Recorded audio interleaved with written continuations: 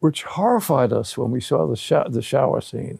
Now, if you play scratch, scratch, scratch with an orchestra before an audience, they laugh. And now when you play boom, boom, boom, boom, boom. Hello, have a nice day. Have you ever felt lonely at your age? John Williams has turned 93 but is still writing. However, behind the halo of his career is a quiet, private life. A legend like him. Is he living his last years in loneliness? What is the real story? Me Seekanti. A quiet life behind the fame. In the spotlight of his world-shaking scores, from Star Wars, Jurassic Park, E.T., to Harry Potter, John Williams has always been a man who stays behind the scenes. Though he is one of the most celebrated composers in film history, his personal life belies his reputation, low-key, private, and unassuming. John Williams at 93 remains as humble and composed as he was at the start of his career. Despite having won 5 Oscars, 25 Grammys, 3 Emmys, and more than 50 Oscar nominations, he has never been complacent. The New Yorker once described him as polite, soft-spoken, self-effacing. When asked about his musical influences, he simply chuckled and admitted, "Some of my music would be considered pretty good." Williams does not enjoy the acclaim or boisterous applause that many musicians crave. In a memorable interview, he once shared, "I don't like applause, although I accept it politely. It's funny when a quiet piece of music is followed by thousands of people clapping. That's not music." One clear difference between John Williams and his contemporaries is the way he works. While most modern music making relies on digital technology and high-tech studios, Williams remains faithful to the most classical of things, writing with pencil and paper, sitting at a grand piano, in a small, quiet wooden house, surrounded by books and soft lighting. With no computer screen, no assistant nearby, he composes as if he is whispering something to himself, softly and with concentration. The house, with its library, kitchenette, and mini theater, is Williams' own world, a place he has chosen to hide from the hustle and bustle of Hollywood. A space he has built for himself to be able to reconcile his personal life with his work, something he has actively controlled from the beginning of his career. One of the things that sets John Williams apart in the glamorous entertainment world is his refusal to compromise with fame. No scandals, no media frenzy, no social media. He deliberately avoids celebrity culture, even his public appearances, often to support symphony orchestras or to raise funds for the arts, always stem from a sincere commitment to music rather than personal fame. Because of this secrecy, Tim Graving's biography John Williams, A Composer's Life, 2023, has become a rare milestone, when for the first time the public has access to the in-depth sharing of Williams and those close to him. The book has realistically portrayed a rare model of artist living simply, loving art, but not letting it drag him away from real life. At an age when many people are retired, John Williams is still writing music, still conducting orchestras, still dedicating himself to art. Not for money, not for fame, but simply because music was what kept him alive. Though his personal life seemed lonely, especially after the death of his wife Barbara Ruick in 1974, Williams never stopped loving the world through his music. He had 3 children, and kept in close contact with them. Performances, new compositions, and words of encouragement for young musicians, all were ways he maintained his connection to life, in the silence he chose. When a reporter once apologized for intruding on his private time, John Williams simply said, "I don't want to take up too much of your time." A gentle but profound response, like the man himself, polite, humble, and always putting others before himself. So what is the emotional cost of dedicating one's life to art? Does a creative but solitary life sometimes leave the artist feeling empty? The emotional cost. For John Williams, music was more than just a job, it was a way of life. Filmmaker Laurent Bouzereau, who had a close relationship with Williams, once described him as treating music as oxygen, something that was indispensable. It was the source of energy that sustained his spirit, the heartbeat of an artist who was completely devoted to his art. However, that absolute dedication also meant that there had to be a trade-off. In many interviews, Williams honestly admitted that he had missed out on important moments in his personal life. "I neglected relationships," he shared without any hesitation, a candor that is rare for someone at the height of his fame. Bouzereau also said, "These achievements don't come for free. I don't necessarily call them sacrifices. I call them choices." But whether it was a choice or a sacrifice, the emotional cost Williams paid was very real, and sometimes very heavy. 1974 was the most traumatic year of Williams' personal life. His wife, actress and singer Barbara Ruick, died suddenly at the age of 41 of a brain aneurysm while filming in Reno, Nevada. She had been Williams' companion since 1956, the mother of their 3 children, and the only piece in the hectic pace of a composer in his prime. Barbara's death left Williams in a state of emptiness. He stopped composing for a long time, and lost interest in scripts, stories, or characters. "I didn't work for a long time," he said. "I just didn't want to make movies anymore." But then, out of the pain of that loss, a new chapter began, one that he said would be the busiest and most successful of his film career. Perhaps it was this deep sadness that transformed into creative energy, pushing him to create music so profound and haunting that it touched the hearts of millions of listeners. But it also begs the question, were those achievements worth the price he had to pay? Without shying away from the truth, John Williams looked back at his life with a sober eye. He once said that he had made sacrifices, sometimes selfish ones, but mostly in the service of music.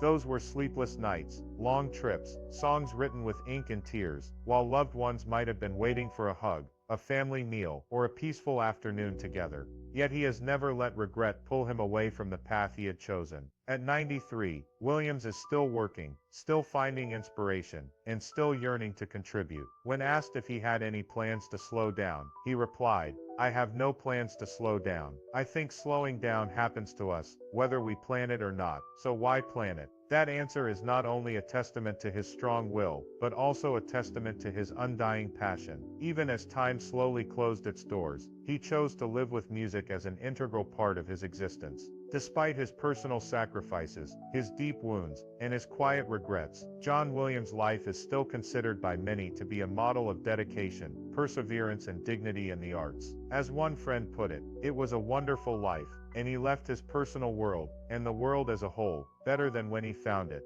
And indeed there is perhaps no truer summation. Not everyone is willing to risk everything to serve an ideal. But John Williams did. No fuss, no fanfare, just heart-touching melodies. Despite the many losses and silent sacrifices he has endured in his lifelong musical journey, John Williams has not stopped. At the age of over 90, he continues to work, continues to compose, and continues to live with passion, as if time has never left its mark on him. So how is the current life of this legendary musician? Has he found a balance between music and personal life, between the legacy he has left, and the peaceful days ahead? Let's explore how John Williams lives today, having sacrificed his personal life for music and endured profound loss. John Williams turns 90 not as a man done with his work, but as a musician who still has much to say to the world. His current life is a blend of relentless passion and the realities of old age, a period in which he has learned to listen to his body, but has remained steadfast in not giving up on what makes his life meaningful: music.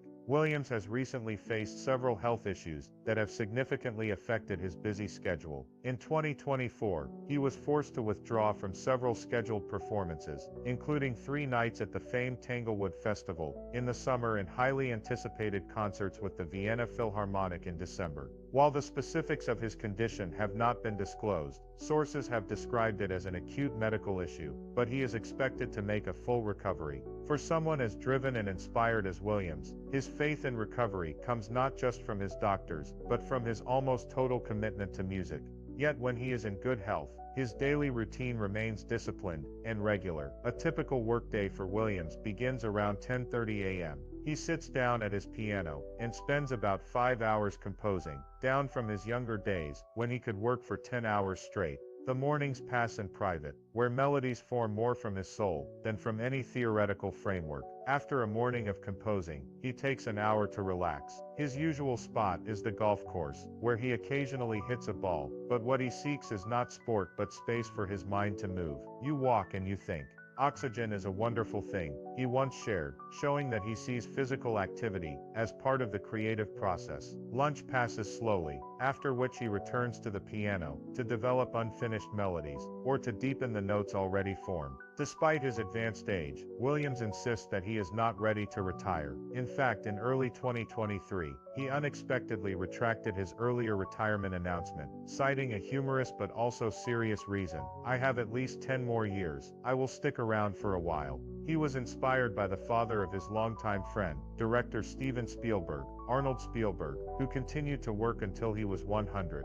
For Williams, continuing to create is not just about keeping his mind sharp, but also an essential part of being alive. Before his recent health setbacks, Williams maintained a busy and international performing schedule. In September 2023, at the age of 91, he flew to Japan to conduct a special concert with the Saito Kinen Orchestra, an emotional event that would also be the last concert his longtime friend, the legendary conductor Seiji Ozawa, would attend before his death in February 2025.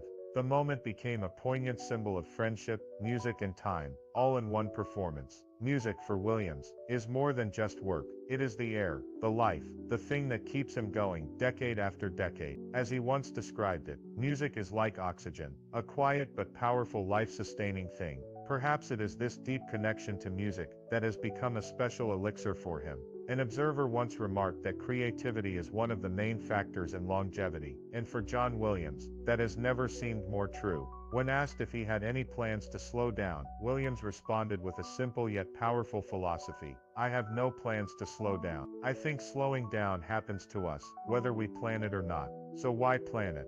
That answer is not only the tenacity of a seasoned artist, but also an inspiring affirmation of how to live in the moment. In his late 90s, John Williams still walks the musical notes with undiminished enthusiasm. Although life may be a little slower now, his spirit resonates as loudly as the timeless symphonies he left behind.